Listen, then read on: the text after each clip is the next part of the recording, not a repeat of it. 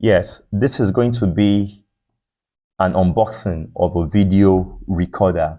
And in this masterclass, we will be focusing on the DVR, that is the video recorder, analog video recorder, digital video recorder.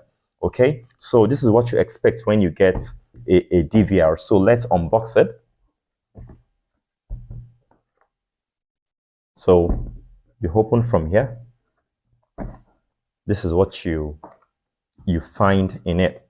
So we have the installation HDD installation guide. The HDD is the hard disk, and also the leaflet that comes with it. Okay, so in here we have the mouse. It comes with a mouse.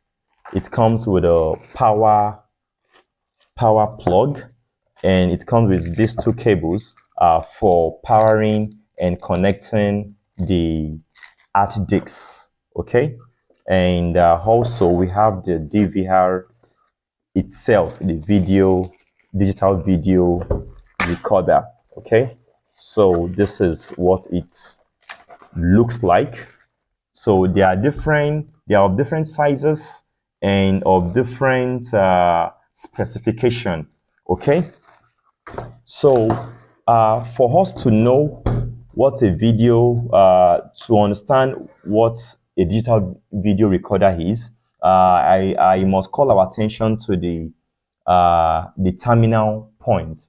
Yeah, the DVR always come in different channels. Like we have the four-way channel. This is a four-way channel DVR, or some people call it four-way or four-channel, four-channel or four-way or four-channel. Okay, so some comes in 8-way, some 16, 32, depending on the specification. Okay, so this is where we connect.